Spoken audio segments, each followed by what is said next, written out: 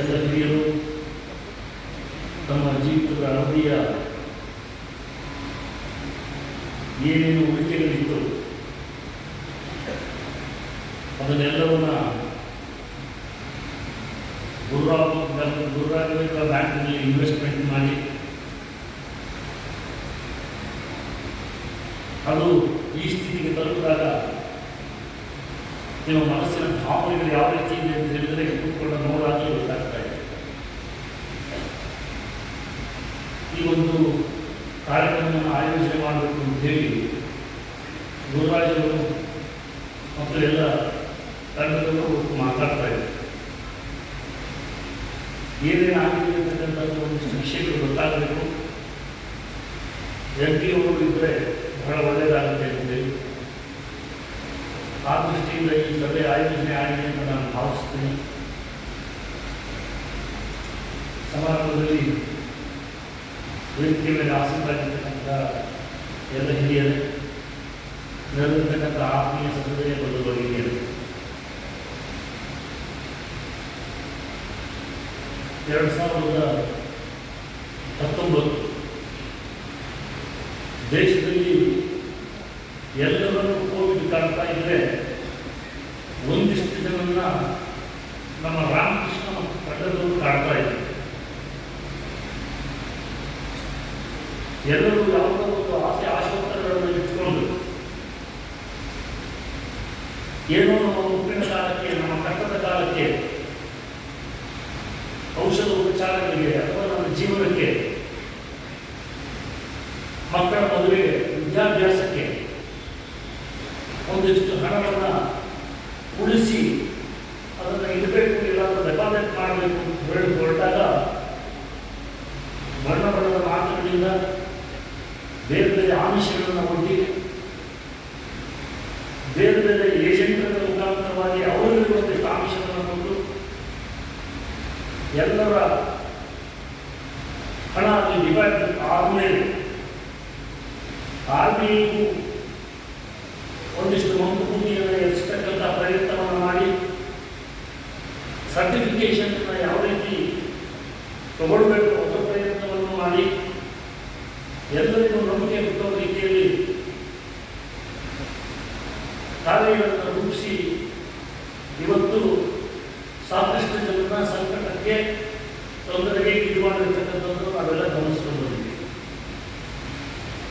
ನಾನು ಆ ಸಂದರ್ಭದಲ್ಲೂ ಹೇಳ್ತಾ ಇದ್ದೆ, ಕೇವಲ ಯಾವುದೋ ಒಂದು ಎನ್ಕ್ವೈರಿ ಆಗೋದಾಗಲಿ, ಒಬ್ಬರನ್ನು ಅರೆಸ್ಟ್ ಮಾಡೋದ್ರಿಂದಾಗಲಿ ಸಮಸ್ಯೆ ಬಗೆಹರಿಯುವುದಿಲ್ಲ. ಅವರಿಗೆ ಒಂದು ದಿವಸ ಬೇರೆ ಸಿಕ್ಕಿದ ತಕ್ಷಣ ಅವರು ಮನೇಲಿ ಕೂತ್ಕೊತಾರೆ. ಅವ್ರು ಯಾರನ್ನೂ ಫೇಸ್ ಮಾಡಬೇಕಾದಂಥ ಸಮಸ್ಯೆ ಬರಲ್ಲ.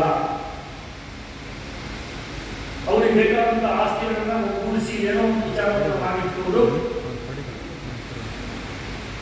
ರಾಜಾಧಿತ್ಯವನ್ನು ತಗೊಂಡು ಎಲ್ಲೋ ಒಂದು ಕಡೆ ಇರ್ತಾರೆ. ಹಾಗಾಗಬಾರ್ದು. ನಮ್ಮ ಆದ್ಯತೆ ಯಾವ ಡೆಪಾಸಿಟರ್ ಇಟ್ಟಿದ್ದಾರೆ ಅವರ ಕಟ್ಟ ಕಡೆಯ ನ್ಯಾಯಾಧೀಶ ಬರೋ ತನಕ ಏನು ಮಾಡ್ತೀನಿ ಅಂತಕ್ಕಂಥ ಪ್ಲಾನಿಂಗ್ ಬೇಕು. ಬ್ಯಾಂಕ್ಗಳನ್ನ ಯಾವ ರೀತಿ ರಿವೈವ್ ಮಾಡ್ತೀನಿ ಅಂತಕ್ಕಂಥ ಯೋಚನೆ ಬೇಕು. ಈ ಮಧ್ಯದಲ್ಲಿ ಕೆಲವು ವ್ಯಕ್ತಿಗಳು ಯಾವುದರಲ್ಲಿ ರಾಜಕಾರಣವನ್ನು ಕೂರಿಸಬಾರದಾಗಿತ್ತು ಅಲ್ಲಿ ರಾಜಕಾರಣವನ್ನು ತಂದು ಜನಗಳ ದಾರಿ ತಪ್ಪಿಸ್ತಕ್ಕಂಥ ಕೆಲಸವನ್ನು ಮಾಡ್ತಾ ಬಂದು ತಮ್ಮ ಗಮನಕ್ಕೆ ಬಂದಿದೆ. ಅನೇಕ ಸಂದರ್ಭಗಳಲ್ಲಿ ಅಸೆಂಬ್ಲಿ ಒಳಗಡೆ ಮತ್ತು ಹೊರಗಡೆ ಚರ್ಚೆಗಳಾಗಿದೆ. ಅಸೆಂಬ್ಲಿ ಒಳಗೆ ನಾನು ಸಾಕಷ್ಟು ಬಾರಿ ಮಾತಾಡಿದೆ. ಆ ಸಂದರ್ಭದಲ್ಲಿ ನಾನು ಹೇಳ್ತಾ ಇದ್ದೆ, ತಾವು ಗಮನಿಸ್ಬೋದು, ರಾಮಕೃಷ್ಣ ಅವರು ಅರೆಸ್ಟ್ ಆಗೋಕ್ಕೆ ಬಹುಶಃ ಒಂದು ವಾರ 10 ದಿವಸದ ಮುಂದೆ ಅಸೆಂಬ್ಲಿ ಒಳಗೆ ನಾನು ಮಾತಾಡುವಂಥ ಸಂದರ್ಭದಲ್ಲಿ ಒಂದು ಅರೆಸ್ಟ್ ಆಗಿದೆ. ಆದರೆ ನಾವು ಯೋಚನೆ ಮಾಡಬೇಕು, ಕೇವಲ ಒಂದು CBI ಎನ್ಕ್ವೈರಿ ಮಾಡೋದ್ರಿಂದ ಅಥವಾ ಇನ್ಯಾವುದೋ ಒಂದು ಏಜೆನ್ಸಿ ಎನ್ಕ್ವೈರಿ ಮಾಡೋದ್ರಿಂದ ನಮ್ಗೆ ಹಣ ಬರುತ್ತಾ? ನಮ್ಗೆ ಎನ್ಕ್ವೈರಿ ಆಗಲೇಬೇಕು, ನಿಜ. ಯಾರು ಕಲ್ಪಿಸಿದ್ದಾರೆ ಅವರಿಗೆ ಶಿಕ್ಷೆ ಆಗಲೇಬೇಕು, ನಿಜ.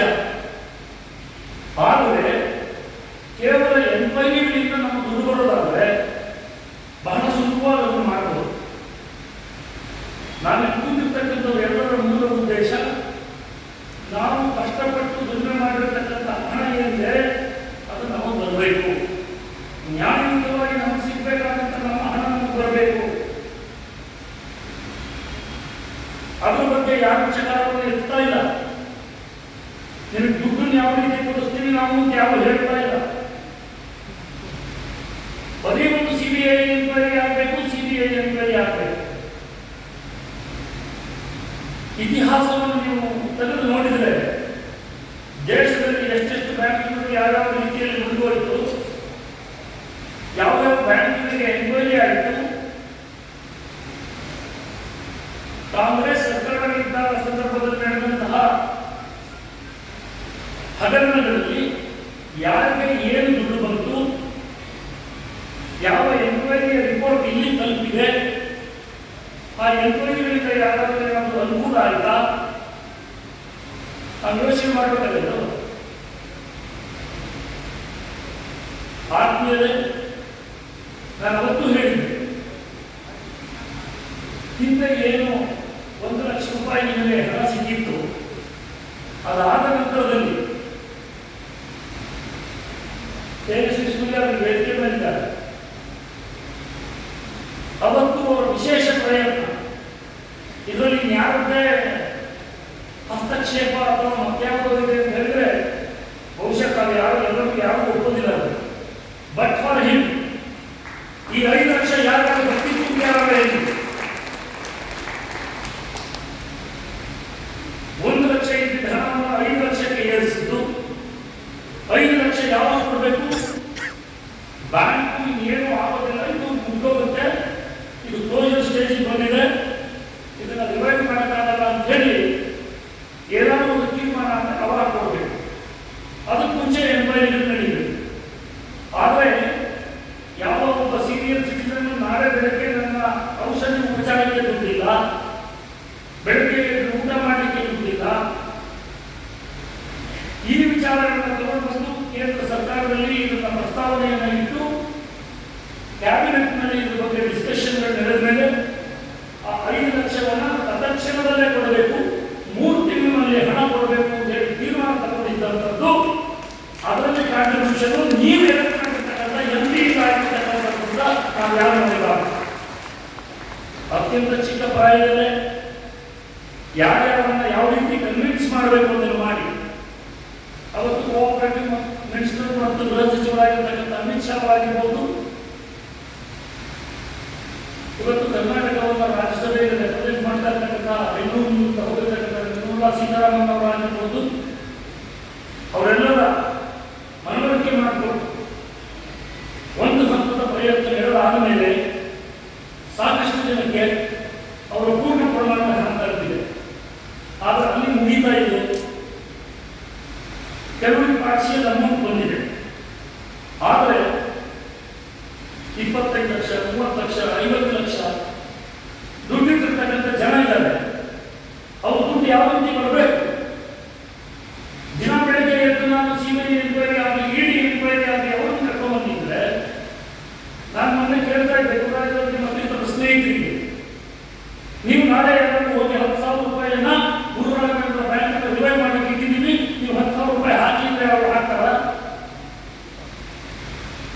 ಇಂಥ ಸಂದರ್ಭದಲ್ಲಿ 2,500 ಕೋಟಿಯನ್ನು ಯಾರು ಇನ್ವೆಸ್ಟ್ ಮಾಡ್ತೀನಿ ಅಂತ ಬರಬೇಕು ಅಂದ್ರೆ ಆ ವಾತಾವರಣ ಯಾವ ತರ ಇದೆ?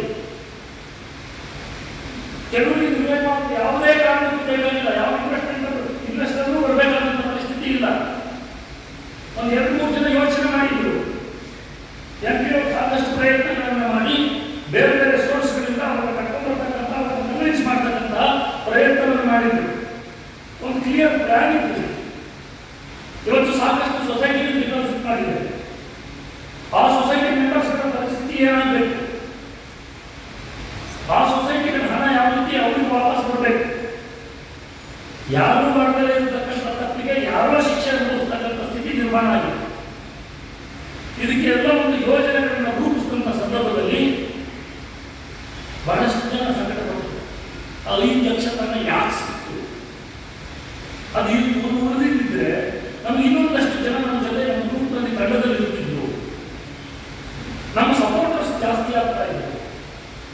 ಕೈ ಸುತ್ತಬಹುದು. ಆದರೆ ನಾನು ಹೇಳ್ತೇನೆ, ಜಾಂಬೆ ಓದೋದ್ರಿಂದ ಶಂಕ ಓದೋದ್ರಿಂದ ದುಡ್ಡು ಕೊಡೋದಾದ್ರೆ ನಾನು ನನ್ನ ಎಲ್ಲ ಕೆಲಸ ಬಿಟ್ಟು ಜಾಂಬೆ ಕಟ್ಕೊಂಡು ಹೋಗ್ತೀನಿ, ಕೊಡಿಸ್ಲಿ. ಅವ್ರು ಹೇಳಿದ್ದನ್ನೇ ಕೇಳ್ಕೊಂಡು ಹೋಗ್ತೀನಿ, ನಾನು ತಯಾರಿದ್ದೀನಿ. ಅವ್ರ ಉದ್ದೇಶ ಅಷ್ಟೇ, ಶಂಕ ಜಾಂಬೆ. ನಾನು ಯಾವ ವ್ಯಕ್ತಿಗಳು ಏನು ಯಾವುದೇ ವಿಚಾರಗಳನ್ನು ಈ ಸಂದರ್ಭದಲ್ಲಿ ಪ್ರಸ್ತಾಪ ಮಾಡಲಿಕ್ಕೆ ಹೋಗೋದಿಲ್ಲ. ತಮ್ಮಗಳಿಗೂ ಗೊತ್ತಿದೆ, ಎಲ್ಲೋ ಒಂದು ಕಡೆ ಪ್ರಶ್ನೆ ಮಾತಾಡ್ತಿದೆ, ಪ್ರಶ್ನೆ ಇರ್ತಿದೆ, ದಿನ ಬೆಳಗ್ಗೆ ನಾನು ಅದೇ ಕೆಲಸ ಮಾಡಬೇಕು. ಆ ಪ್ರಶ್ನೆಯಿಂದ ನಮ್ಮ ಸಮಸ್ಯೆ ಬಗೆಹರಿಯುತ್ತಾ? ಪ್ರಶ್ನೆ ಕೇಳಿದ ತಕ್ಷಣ ಏನಾದರೂ ಸಮಸ್ಯೆ ಬಗೆಹರಿಯೋಗಿದ್ರೆ ನಾನು ಹೇಳಿದ್ದೆ, ಹೊರಗಡೆ ಏನಾಗ್ತಾ ಇದ್ದಂಥ ಸಂದರ್ಭದಲ್ಲಿ ಒಂದು APS ಕಾಲೇಜಲ್ಲಿ ಮಾತಾಡ್ತಾ ಇದ್ದ ಹೇಳಿದ್ದೆ, 4 ದಿನ ವೆಯ್ಟ್ ಮಾಡಿ ನಿಮ್ಗೊಂದಿಷ್ಟು ಸುದ್ದಿ ಬರುತ್ತೆ. ಅದಾದ್ಮೇಲೆ ಒಂದಿಷ್ಟು ಪ್ರಾಪರ್ಟಿಗಳ ವಿಚಾರಗಳನ್ನ ಯಾವ್ಯಾವ ಸೀಸ್ ಮಾಡಿದ್ದು ವಿಚಾರಗಳು ಗೊತ್ತಾಯಿತು. ಮತ್ತೆ ಅವರು ನಂತರ ಬಂದು ಮಾತಾಡುವಂಥ ಸಂದರ್ಭದಲ್ಲಿ ನಾನು ಹೇಳಿದ್ದೆ, NPO ಏನು ಆಸಕ್ತಿ ತಗೊಂಡಿದ್ದಾರೆ, ಕೆಲವು ವಿಷಯಗಳನ್ನ ಓಪನ್ ಡಿಸ್ಕಸ್ ಮಾಡ್ತಕ್ಕಂಥದ್ದಲ್ಲ. ಯಾಕೆಂದ್ರೆ ಬಾಯಿಂದ ಒಂದು ವಿಚಾರ ಹೋದ್ರೆ ಅದನ್ನು ತಪ್ಪಿಸಕ್ಕೆ ಸಾಕಷ್ಟು ಜನ ಕ್ಯೂನಲ್ಲಿ ನಿಂತಿದ್ದಾರೆ, ಅದು ಆಗಬಾರ್ದು. ಅದಾದ್ಮೇಲೆ ಒಂದಿಷ್ಟು ವಿಚಾರಗಳು ಎಲ್ಲರೂ ಗಮನಕ್ಕೆ ಬಂತು. ಮುಂದೆ ಒಂದಿಷ್ಟು ಅದರಲ್ಲಿ ಸಾಕಷ್ಟು ಪ್ರಯತ್ನಗಳು ನಡೀತಾ ಇದೆ. ಯಾಕೆಂದ್ರೆ ಇಲ್ಲಿಂದ ನಾವು ಬೆಳಗ್ಗೆ ಎದ್ದು ಅಲ್ಲಿ ಕೂತ್ಕೊಂಡು ಬ್ಯಾಂಕ್ ಕಡೆ ಒಂದು ಶಾಮಿಯಾನ ಹಾಕೊಂಡು ಕೂತ್ಕೊಂಡು ನಾವು ಇದಕ್ಕೆ ಮಾಡಿದ್ದೀವಿ ಅದಕ್ಕೆ ಮಾಡಿದ್ದೀವಿ ಹೇಳ್ಬೋದು. ಯಾವ ವ್ಯಕ್ತಿಗೆ ನಿಜವಾದಂಥ ಆಸಕ್ತಿ ಇದೆ, ಯಾವ ಜನ ಹಣವನ್ನು ಕಳ್ಕೊಂಡಿದ್ದಾರೆ, ಅವರ ಪರವಾದಂಥ ಚಿಂತನೆಗಳಿದೆ, ಅವರು ಯೋಚನೆ ಮಾಡ್ತಾ ಇರತಕ್ಕಂಥದ್ದು ಮಾಡಬೇಕಾಗಿರೋ ದಾಟಿ ಯಾವುದು ಅಂತ ಹೇಳಿದ್ರೆ, ನನ್ನ ಹಣ ಹೋಗಿದ್ರೆ ನಾನು ಏನ್ ಮಾಡ್ತಾ ಇದ್ದೆ ಅದನ್ನು ಮಾಡ್ತೀನಿ. ಯಾರು ಅಮಾಯಕಗಳನ್ನು ಉಪಯೋಗಿಸಿಕೊಂಡು, ಯಾಕೆಂದ್ರೆ ಏನು ಆಗ್ಬೇಕಾಗಿಲ್ಲ ಅವರಿಗೆ, ದುಡ್ಡು ಬಂದರಷ್ಟು ಬಿಟ್ಟರಷ್ಟು, ರಾಜಕೀಯ ಬೇಡದೇ ಬೇಕು. ಆ ಕಾರಣಕ್ಕೋಸ್ಕರವಾಗಿ ಕೆಲವು ಕೆಲಸಗಳನ್ನು ಮಾಡ್ತಾ ಇದ್ದಾರೆ. ಆದ್ಮೇಲೆ ಕೆಲವು ವಿಚಾರಗಳನ್ನ ತೇಜಸ್ವಿ ಸೂರ್ಯ ಅವರು ಪ್ರಸ್ತಾಪ ಮಾಡಿದ್ದೆ. ಹಾಗಾಗಿ ನಾನು ವಿಚಾರಗಳಿಗೆ ಹೋಗೋದಿಲ್ಲ, ಇಷ್ಟೊಂದು ಮಾತ್ರ ಸ್ಪಷ್ಟಪಡಿಸ್ತೀರಿ. ರಾಘವೇಂದ್ರ ಬ್ಯಾಂಕಿನ ಒಂದು ರಿವೈವ್ ಆಗಲಿಕ್ಕೆ ಯಾವ ಹಂತದಲ್ಲಿ ಯಾವ್ಯಾವ ಕಾರ್ಯಗಳನ್ನು ಮಾಡಬೇಕು, ಏನೇನು ಕ್ರಮಗಳನ್ನು ಮಾಡಬೇಕು, ಯಾವ ಹಂತದ ನಾಯಕರುಗಳನ್ನ ಭೇಟಿ ಮಾಡಿ ಅವರನ್ನು ಕನ್ವಿನ್ಸ್ ಮಾಡಬೇಕು, ಆ ಎಲ್ಲ ಕಾರ್ಯಗಳು MPO ಅವರ ನೇತೃತ್ವದಲ್ಲಿ ನಡೀತಾ ಇದೆ ಅಂತಕ್ಕಂಥದ್ದನ್ನು ಮಾತ್ರ ನಾವು ಸ್ಪಷ್ಟವಾಗಿರುತ್ತೆ. ಇದರಲ್ಲಿ ಯಾವುದೇ ಒಂದು ಚೌಕಾಸಿನೂ ಇಲ್ಲ. ಅದೇ ರೀತಿ ವಸಿಷ್ಠ ತಗೊಂಡು ನಾನು ಹೇಳ್ತೇನೆ, ಅವರು CEO ಮಾಡಿದ್ರು ಹೋದ್ರು. ಅವತ್ತು ಹೇಳಿದ್ದೇವೆ ಅರೆಸ್ಟ್ ಮಾಡಿದ್ರೆ ಇದು ಸೊಲ್ಯೂಷನ್ ಅಲ್ಲ ಅಂತ. ಅರೆಸ್ಟ್ ಆದರೂ ಬೇರೆ ಸ್ವಲ್ಪ ದಿವಸ ಆರಾಮಾಗಿದ್ರು, ಜನ ಕತ್ತಿಪುಟ್ಟಿ ಅಲ್ಲಾಡಿಸ್ತಾ ಇದ್ರು, ಅದು ತಗೋಯ್ತು ಅವರಿಗೆ. ಒಂದು ಸ್ವಲ್ಪ ದಿವಸ ಆರಾಮಾಗಿ ರೆಸ್ಟ್ ತಗೊಂಡ್ರು. ಈಗ ಬಂದು ಎಲ್ಲಿದ್ದಾರೆ ಯಾರಿಗೂ ಗೊತ್ತಿಲ್ಲ, ಯಾರು ಕೇಳಬೇಕು ಗೊತ್ತಿಲ್ಲ. ಆದರೆ ಇವತ್ತು ಜವಾಬ್ದಾರಿ ಹೊತ್ತಿರ್ತಕ್ಕಂಥ ಒಂದು ಮಹಿಳೆ, ಈಗಾಗಲೇ ಅದ್ರ ಬಗ್ಗೆ ಒಂದು ಎನ್ಕ್ವೈರಿಗಳು ನಡೀತಿದೆ. 6 ಕೋಟಿ 10 ಲಕ್ಷ, ಸಣ್ಣ ಮೂಟೆ, ಅದು 6 ಕೋಟಿ 10 ಲಕ್ಷ ರಿಕವರಿ ಆಗಿದೆ. ಸುಮಾರು 9 ಪ್ರಾಪರ್ಟಿಗಳು ಅದನ್ನ ಸೀಸ್ ಮಾಡಿದ್ದಾರೆ. ಇನ್ನೂ 7 ಪ್ರಾಪರ್ಟಿಗಳನ್ನ ಸದ್ಯದಲ್ಲಿ ಸೀಸ್ ಆಗೋದಿದೆ. ಅದ್ರ ಬಗ್ಗೆ ಕೂಡ 60 ಕೋಟಿಯಷ್ಟು ಹಣ ನಮಗೆ ಬರಬೇಕು ಅಂತಕ್ಕಂಥ ಅಪ್ಲಿಕೇಶನ್ಸ್ ಜನ ಕೊಟ್ಟಿದ್ದಾರೆ. ಕಂಪ್ಲೇಂಟ್ ಅದ್ರ ಬಗ್ಗೆ ಇರ್ತಕ್ಕಂಥ ಮಾಹಿತಿ ಇದೆ. ಮಾರ್ಕೆಟ್ಗಳಲ್ಲಿ ಬೇರೆ ಬೇರೆ ಕಡೆಯಲ್ಲಿ ಹೇಳುವಂಥ ಸಂದರ್ಭದಲ್ಲಿ 250-300 ಕೋಟಿ ಏರಿಸಿದ್ರು. ಆದರೆ ನಿಜವಾಗ್ಲೂ ಇಲ್ಲಿವರೆಗೆ ಬಂದಿರತಕ್ಕಂಥ ಅಪ್ಲಿಕೇಶನ್ಸ್ ಎಷ್ಟು ಹೋದಾಗ ಸುಮಾರು 60 ಕೋಟಿ. ಈ ಎಲ್ಲ ಪ್ರಾಪರ್ಟಿಗಳನ್ನ ಹರಾಜಾಕಿದೆ. ಅವ್ರಿಗೂ ಒಂದು ನ್ಯಾಯ ಸಿಗುತ್ತೆ. ಅಂದರೆ ಈ ರೀತಿ ಜನಗಳಿಗೆ ಮೋಸ ಮಾಡಿರ್ತಕ್ಕಂಥ ವ್ಯಕ್ತಿಗಳನ್ನ ಯಾವುದೇ ಕಾರಣಕ್ಕೂ ಅವ್ರಿಗೆ ಯಾವುದೇ ಕ್ಷಮೆ ಇಲ್ಲ, ಅವರಿಗೆ ನೆಮ್ಮದಿಯೂ ಇಲ್ಲ.